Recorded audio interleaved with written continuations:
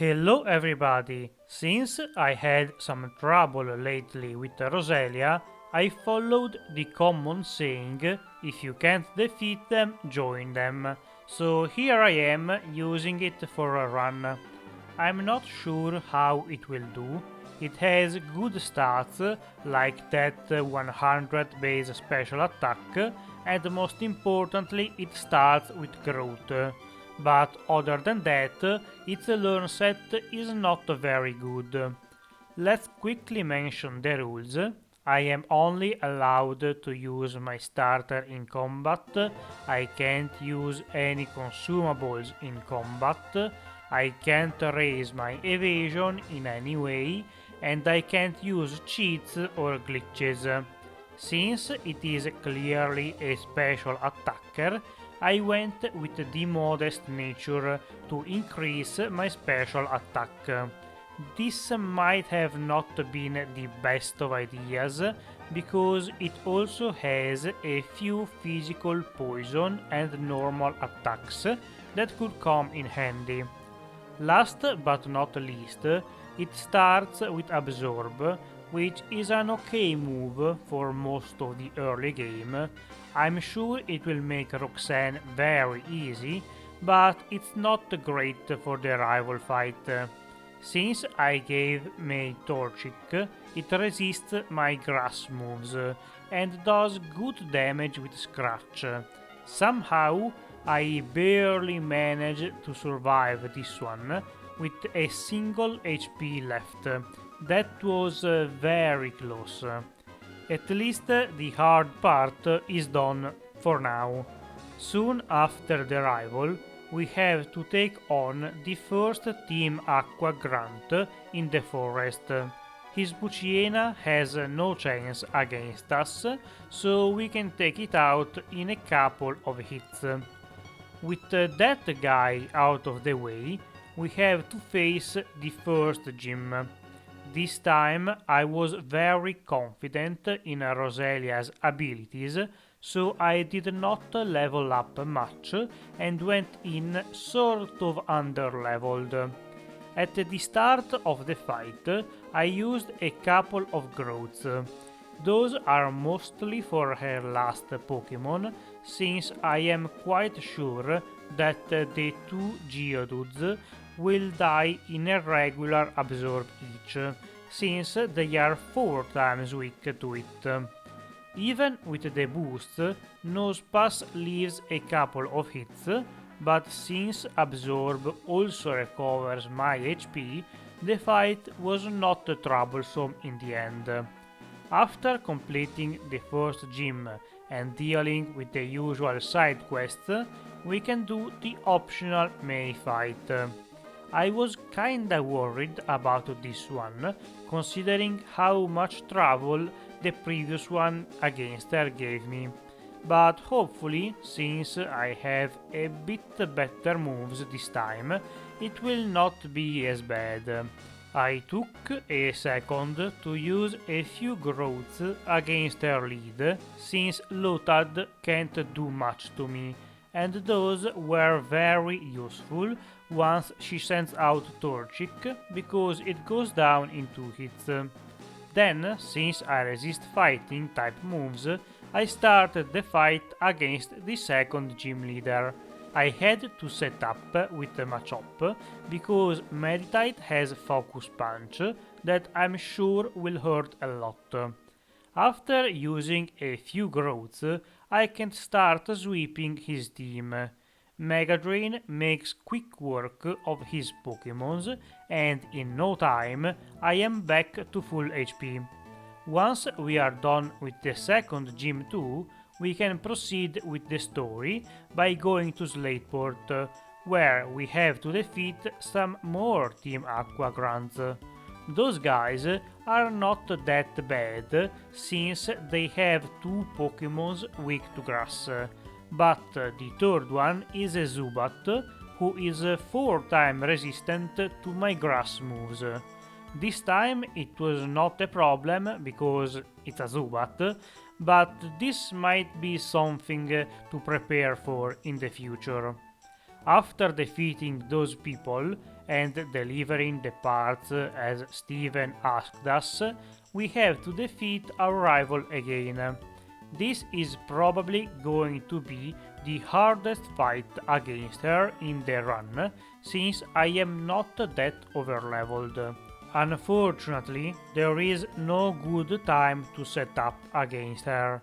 I have to do it with Wingull, but it has supersonic. I could only use a couple of growths before I'm forced to take it out, and then her starter burns me. I thought this was over, but just like in the first match against her, the lifesteal from my training moves keeps me alive just long enough to finish the fight. We are already at 2 close calls. I feel like this is going to be a spicy run. Next up, we have to defeat Watson, who is guarding the third badge. I used a couple of growths against Electrike because I already know Voltorb would paralyze me. I did not spend too much time setting up because I resist electric, so this should not be too hard.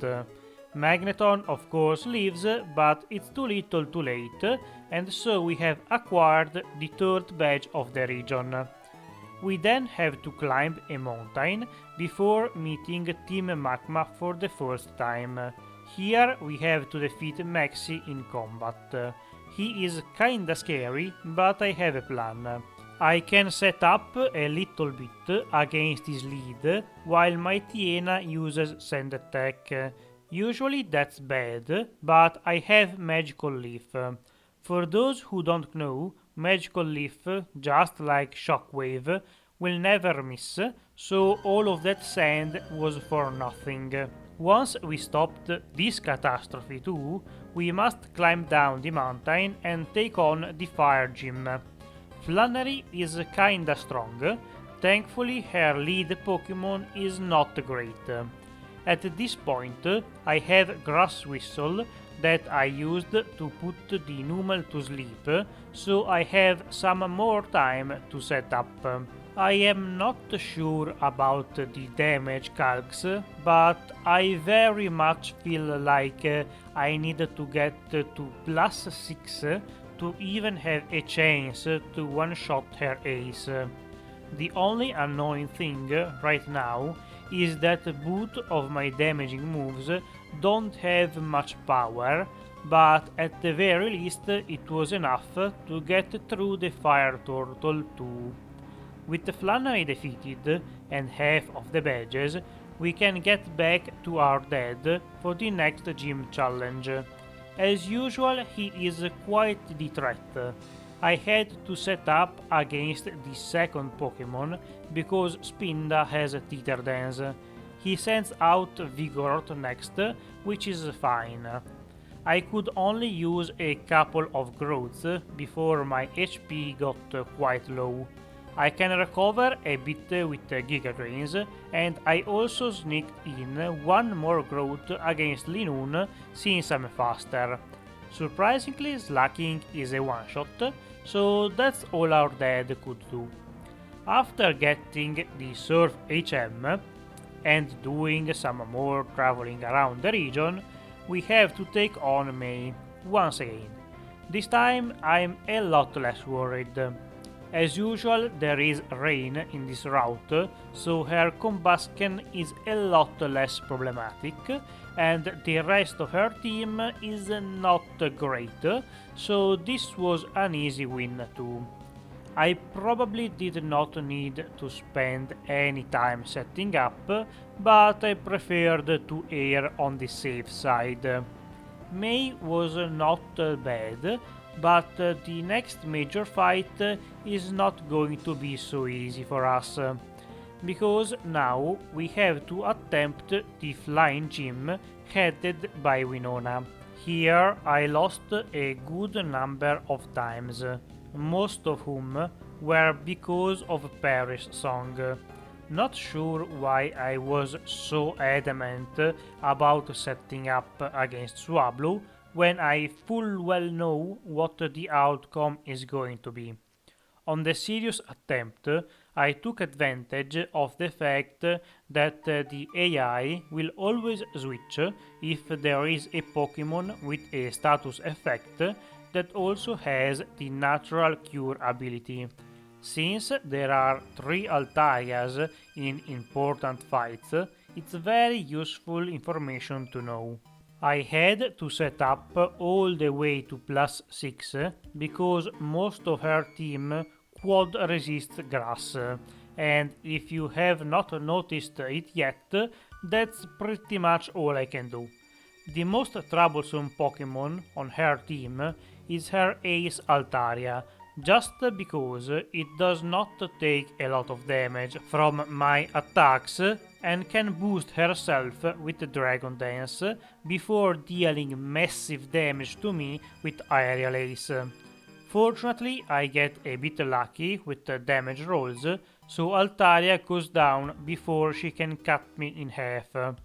Skarmory was not listening earlier, so it uses Sand Attack, which is useless against me.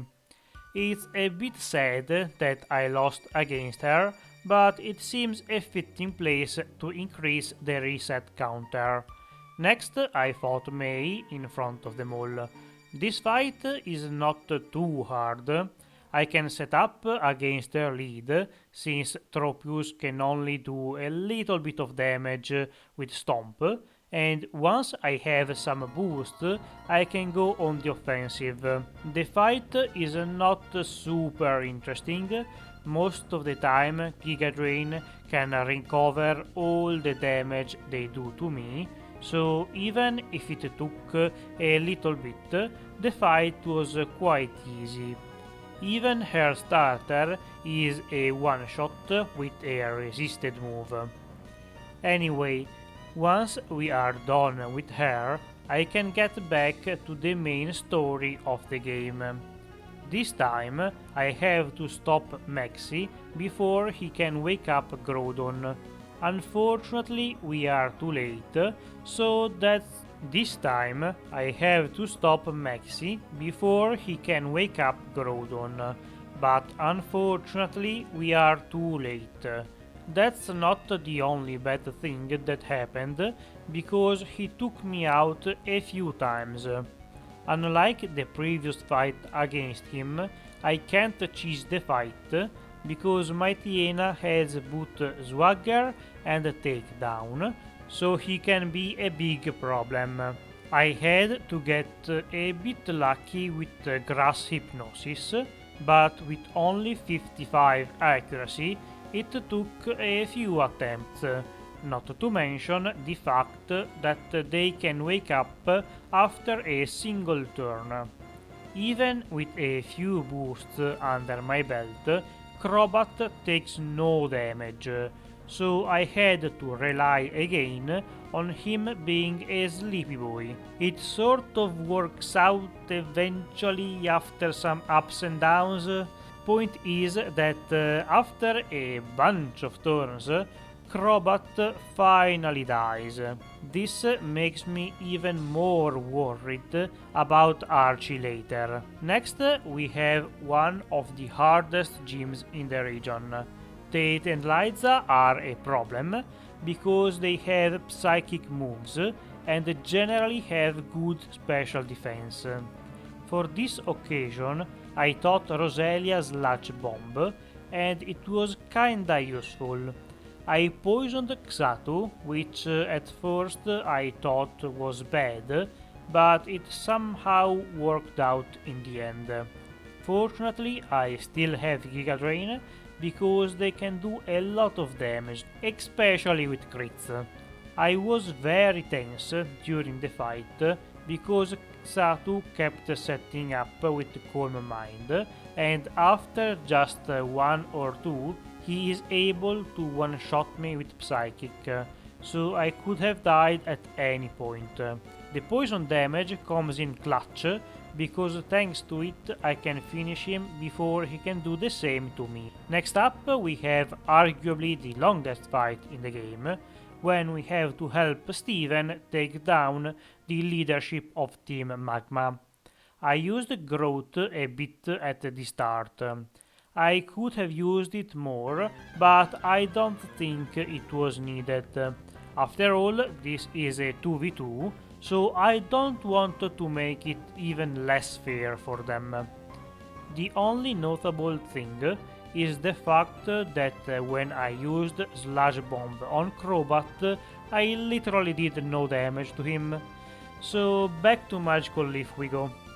The rest of the fight is not that bad, especially because Metang for once dealt good damage to their Pokémons.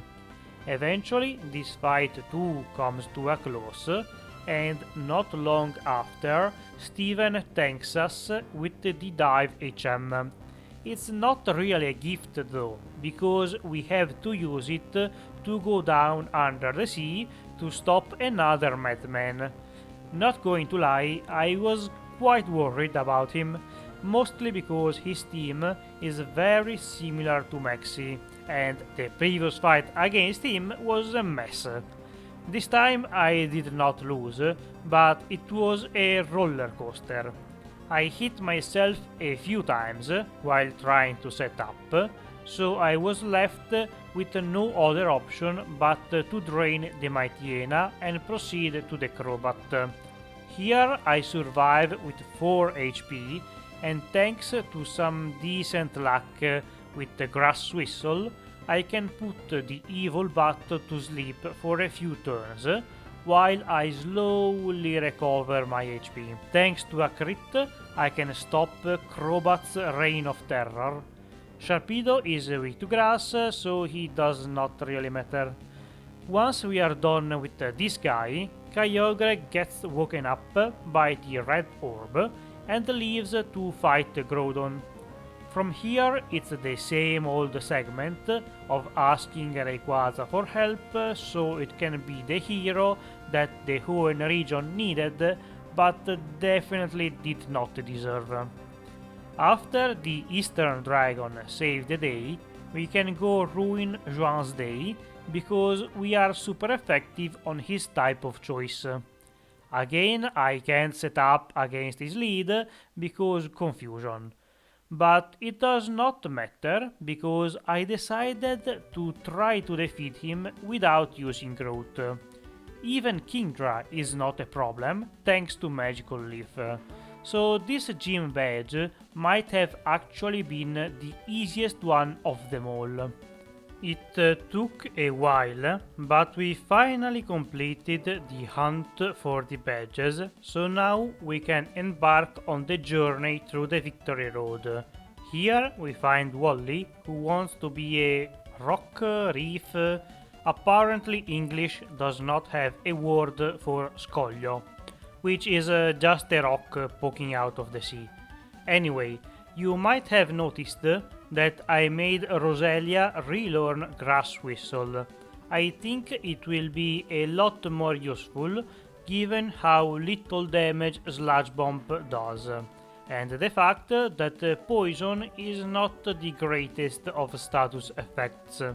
Wally was not too bad, but his Pokémons are quite resistant to grass, so even after setting up a little, I had to spend quite a few turns against him, not to mention the fact that he has a bunch of full restores, so I have to kill Roselia like 5 times.